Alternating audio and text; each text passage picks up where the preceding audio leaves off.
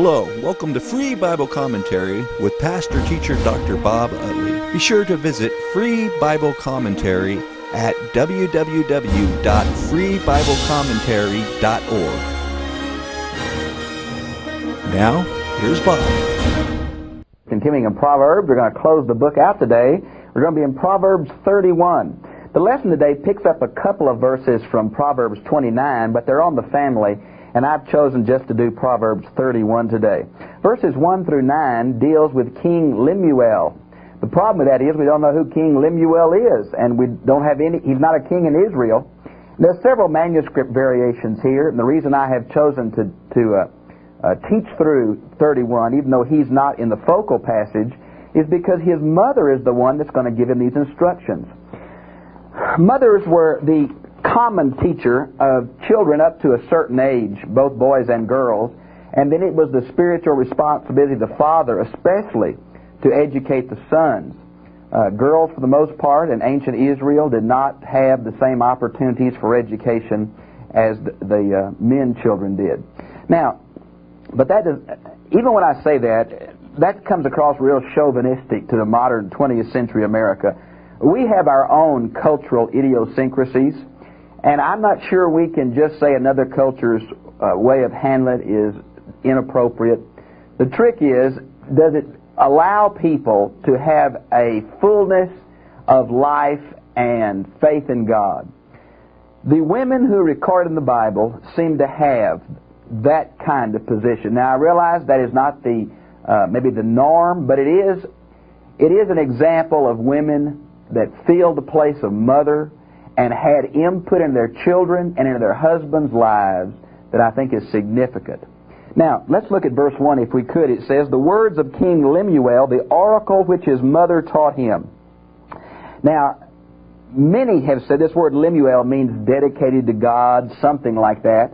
And what we have here is the rabbis saying this is Solomon by a different name because we just don't have any other person. I wish Solomon took the advice this lady is going to give, and I don't think it's Solomon. Some translations, including the Syriac and the Targums, they have Mesa, M-A-S-S-A, king of Mesa. Now that is a tribal group that's recorded in the Old Testament. 1 Chronicles 1:30, Genesis 25:14 is where this particular tribal group is mentioned, and that may be exactly what we have here. It's really hard to say. The word oracle is the Hebrew word burden. It is used in the sense of a prophecy, God laying a message on someone to pass on to someone else. Here it's used in the sense of his mother. Now either this is trying to show the quality of the training of men and women, or this mother was maybe the only one left of the parents. We just don't know much of the historical setting here for King Lemuel. In verse 2, "What, O my son, and what, O son of my womb, and what, O son of my vows?" Well, she's just trying to say, listen up, boy, it's important stuff. And so she's repeating this, "O son." Now, when it says, "O son of my vows," this may be a deal kind of like Hannah back in the book of Judges, the mother of Samuel, where she was barren and told God if he'd give her a child, she'd give that child to the temple. And that may be the idea here. The vow is not certain. It may be a vow for children. It may be a special promise this mother made. We just don't know. Then in verse 3 it says, "Do not give your strength to women and your ways to that which destroys kings." Well, what was that talking about? Well, it's unusual that a lady is saying don't give yourself to women. Since this fellow is called a king, it may be the idea of a very large harem. We can see some of the problems these large harems caused by what happened to King Solomon.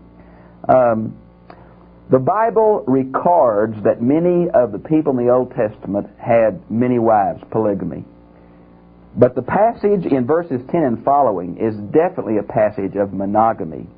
And I think that even though that maybe the Lord allowed these men to have more than one wives because of the culture they were used to and came from, that does not seem to be the teachings of the Bible as a whole, and especially not the New Testament.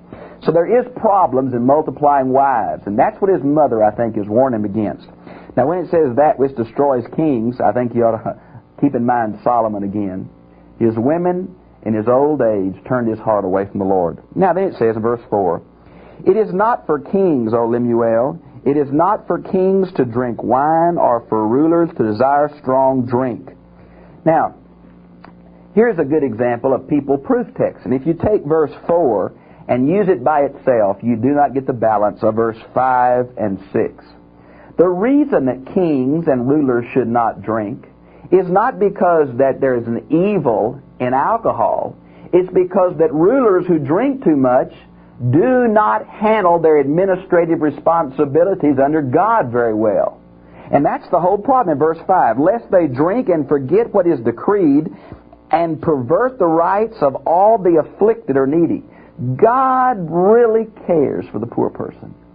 If you haven't read the book of Deuteronomy, I think you've missed a real emphasis. We get so used to our lifestyle that we forget that God has a special concern and a special care for those who are ostracized by our society, those who have been afflicted and oppressed by our society. The have-nots are a special group to God. And this is a word of the king. Now, the deal is, the king may say, well, I'm not responsible, I drank too much. And what God's saying is, through the author of this proverb, don't use liquor as an example for inappropriate behavior, especially toward those who don't have. The widow, the orphan, the alien. And so I think it's a very good word. But this can't be used as a proof text for don't drink, because look at verse 6. Give strong drink to him who is perishing, and wine to him whose life is bitter. Well, now here we have a balance. It's saying, king, you need not to participate in this because of your place of responsibility under God. But don't make a general rule and make it bad for everyone. There are some people it's appropriate to. And who is it appropriate to?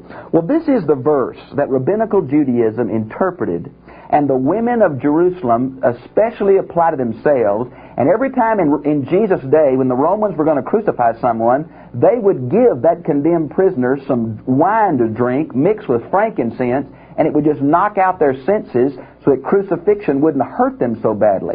You might well see Mark 15:23.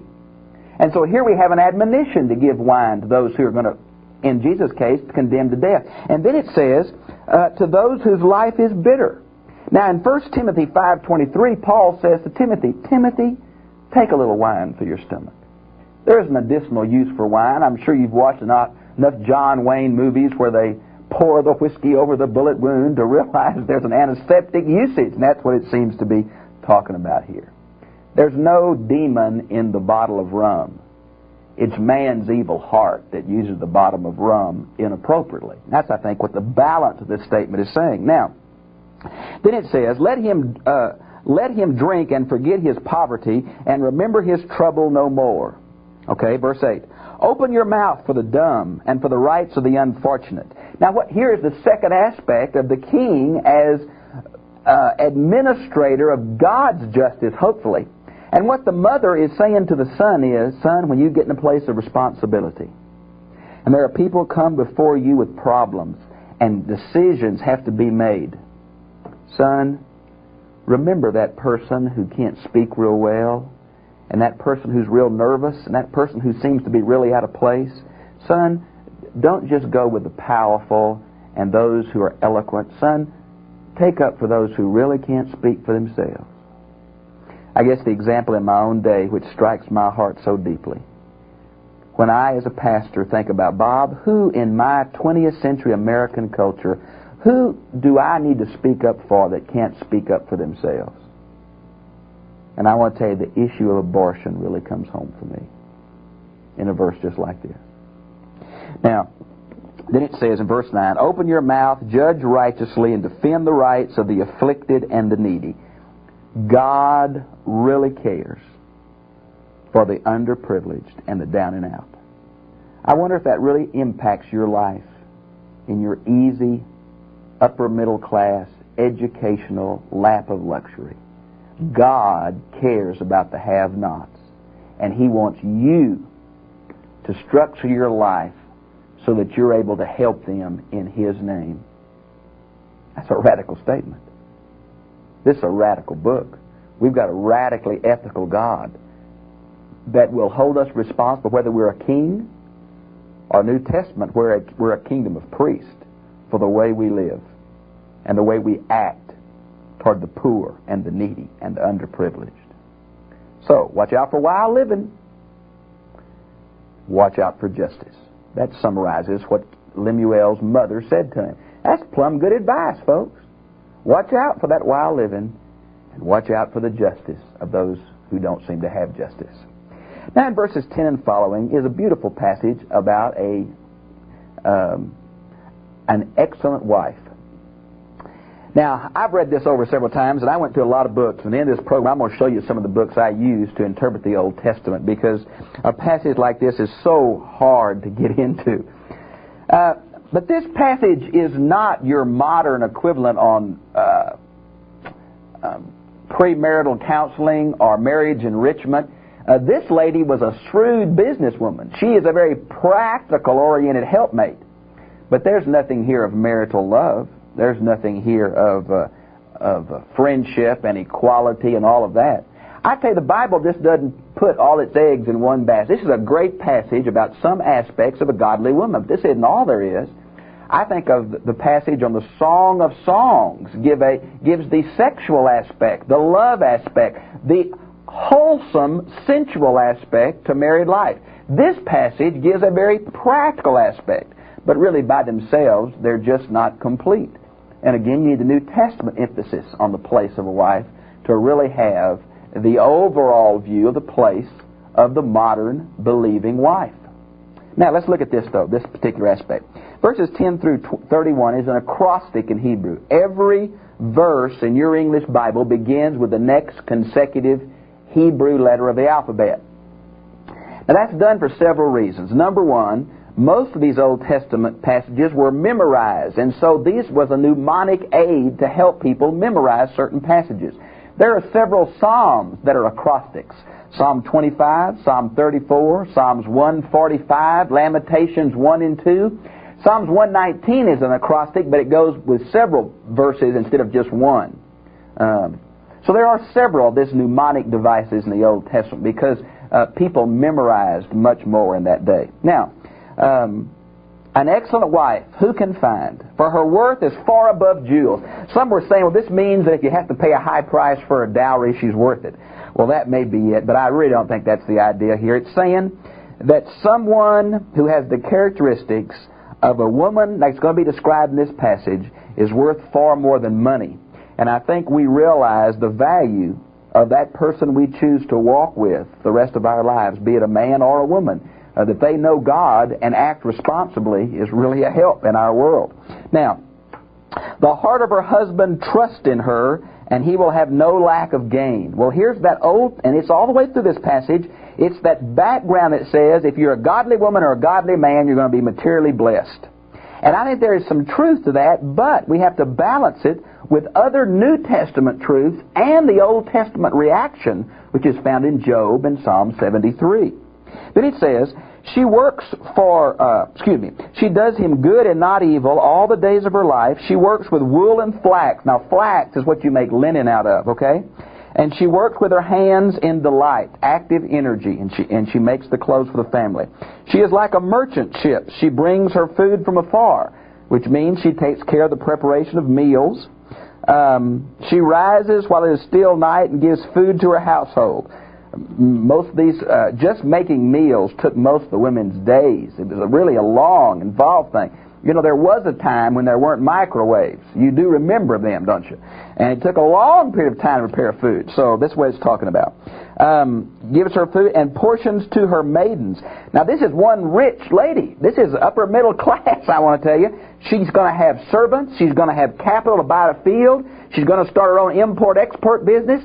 This is not your passage for a person in an underprivileged third world country. This lady really is a pretty wealthy lady, and she's going to use that wealth. She has, you see her has maidens in verse 15. She considers a field and buys it. She has some capital. She has some resources, and she's going to use it appropriately.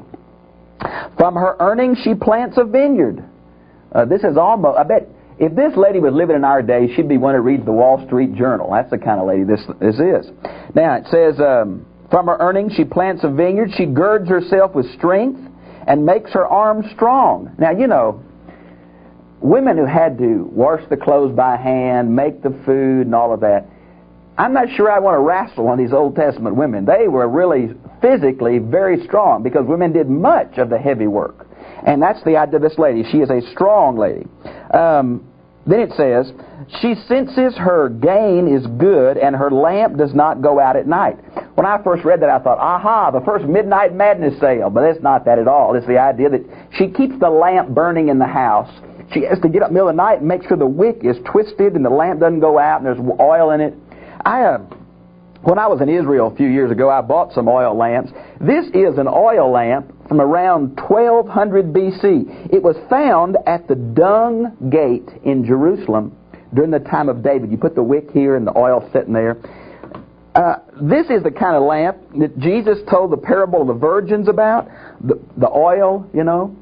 This is a lamp. It's also from Jerusalem. This was from the Qumran area, and it's a lamp that was used in the time of Jesus. I bought one more while I was over there. This is an oil lamp that's from the Byzantine period. It's from the Arab period. It's later in the New Testament time, and you see where the wick went in here. But basically, they're all the same. They're oil lamps.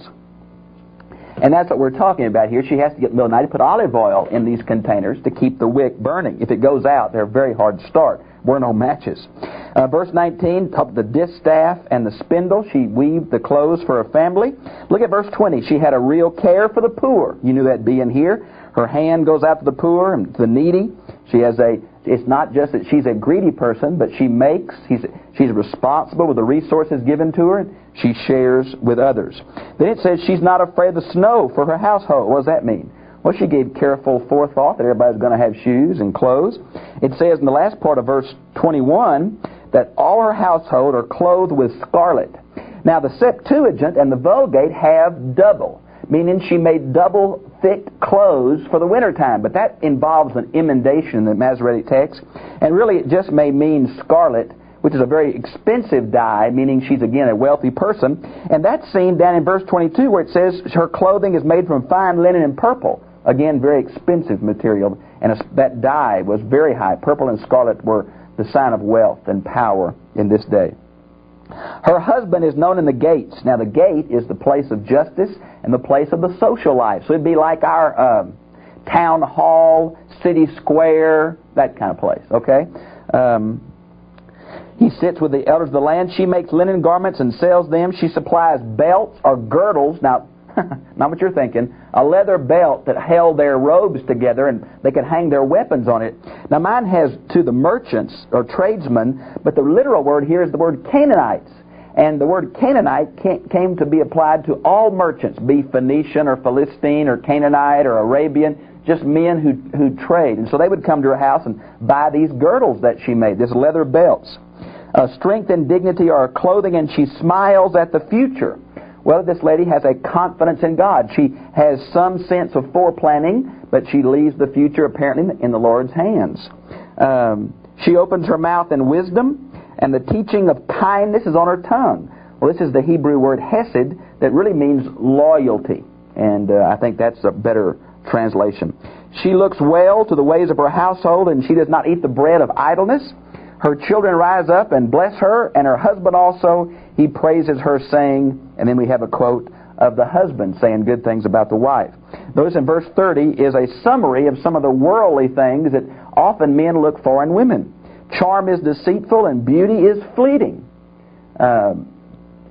Emphasizing that it is the character of a lady that's far more important than the facade of manners or physical beauty. I think that's what we need to hear.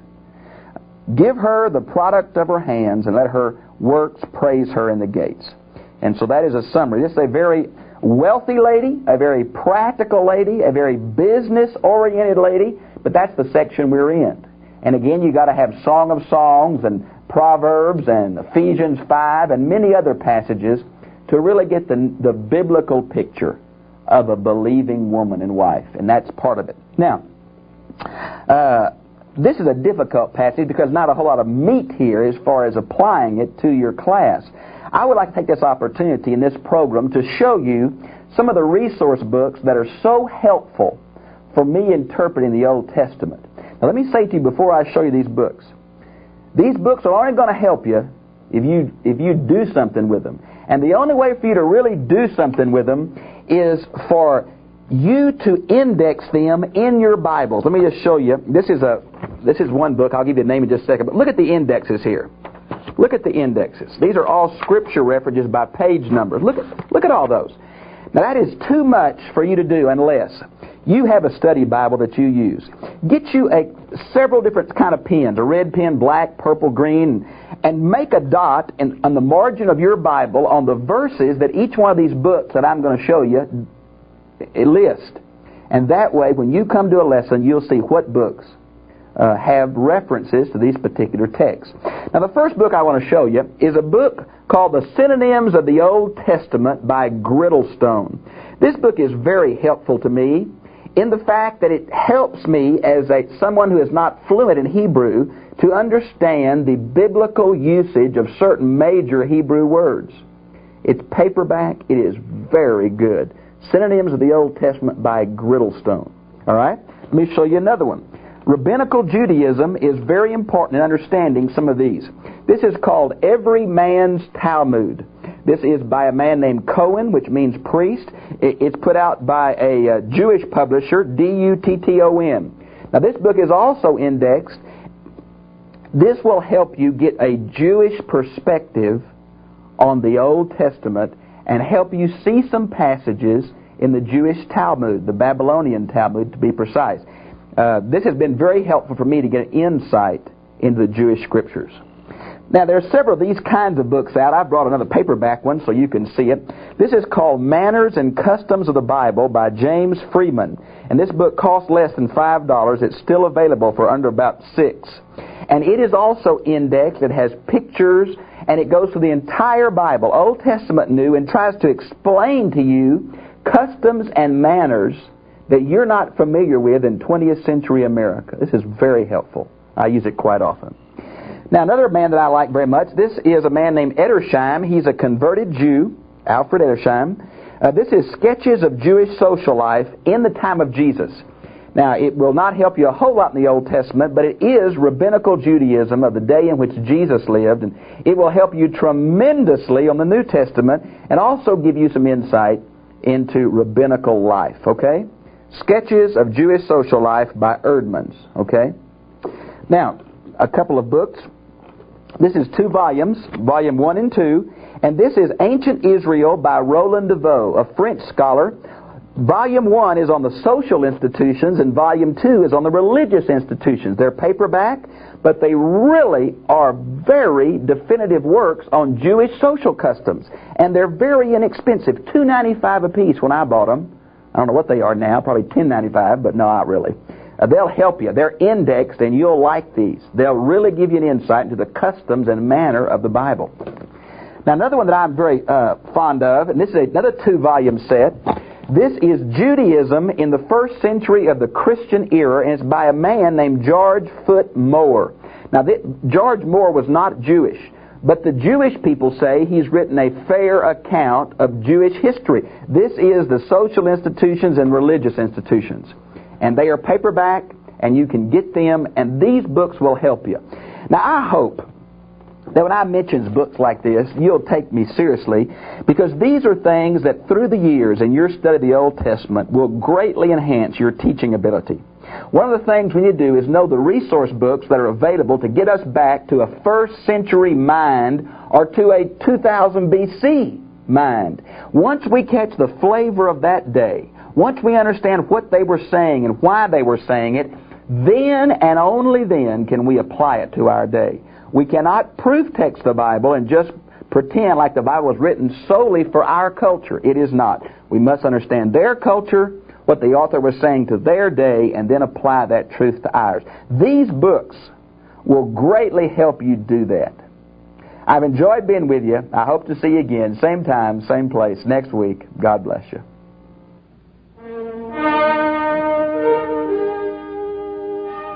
We hope you have enjoyed this time of study. You have been provided with an accompanying outline of the lesson, but also available is a sheet of the definitions of Greek grammatical terms. If you would like this, please write us at International Sunday School Lesson Incorporated, Post Office Box 2711, Lubbock, Texas 79408. Also available is Bob's historical grammatical studies on many controversial and difficult Bible subjects, as well as exegetical verse-by-verse studies of entire books of the Bible. The catalog of these audio cassette tapes is available free upon request. We would love to hear your comments about this teaching ministry. Write us at International Sunday School Lesson Incorporated, Post Office Box 2711, Lubbock, Texas 79408. Until next week, may God through Christ bless you.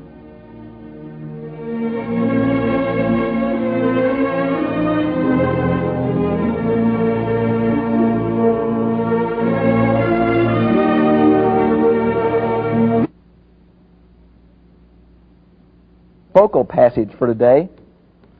The book of Kings is a very hard kind of thing to teach because there are not a whole lot of practical applications, but I think there are some here.